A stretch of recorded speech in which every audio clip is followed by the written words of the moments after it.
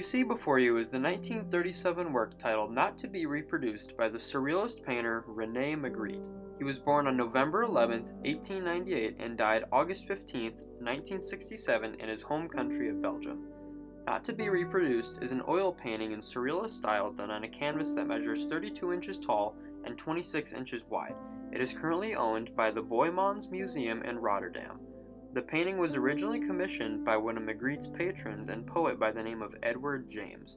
The painting would be placed in Edward's house along with two other works by Magritte, one being titled The Red Model, that features a very peculiar pair of shoes, and the second called Time Transfixed. Notice how the mirror and stone shelf in this painting are the same as the ones in Not to be Reproduced. Both are also done in Surrealist style.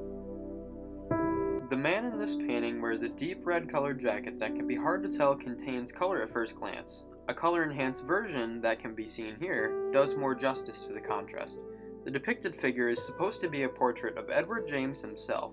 We can see that the figure is standing in front of a mirror, which would tell the viewer that we should see the man's front side and face, but we are denied that. Instead, Magritte wanted the mirror to show an exact copy of the way we already see the figure. If we look at the shelf ledge, we can see that the viewer is placed off-center and is looking at the mirror and shelf from a rightward skewed perspective. This should mean that we should see the mirror's reflection of the man from a different angle than how he is standing, but instead it is an exact carbon copy of the rearward view. However, the book placed on the shelf to the right of the man appears to be perfectly reflected in the mirror over an axis line, the way it should naturally be. This tells the viewer that the main message is being conveyed through the human figure. If you look closely, the book is a copy of Edgar Allan Poe's narrative of Arthur Gordon Pym of Nantucket. Magritte made many references to Poe's work in his paintings, as Poe is one of his favorite authors. The painting also appears to be well balanced, even though the large figure sits to the left of center. We still see his duplicate in the mirror as well as the book on the right side, so the picture appears equal in weight on either side. Today we can see meaning in this work beyond the mind frame of surrealism. Mirrors are something we see in our everyday life that duplicate each thing that passes in front of them, so it makes total sense why Magritte would choose this to tell the painting's story.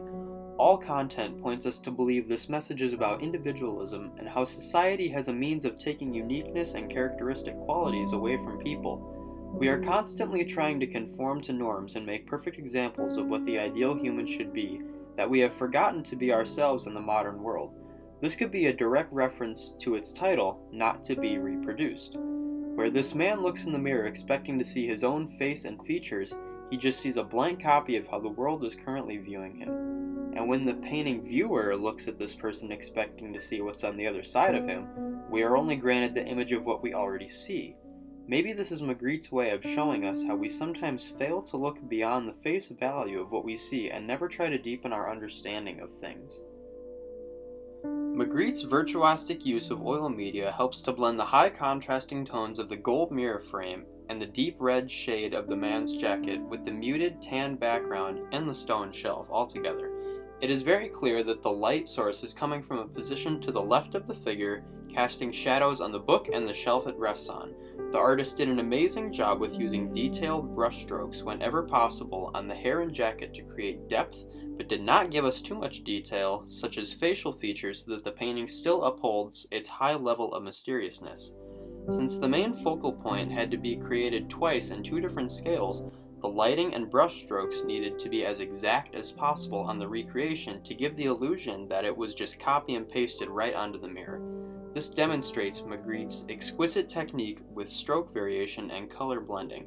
I believe that the painting conveys its message well, yet is vague enough to retain the ability to serve unique meanings to different people that may view it. All the trouble that went into this piece was worth it in the end. Nearly a century later, the painting seems to have just as much, if not more, viewability and timelessness.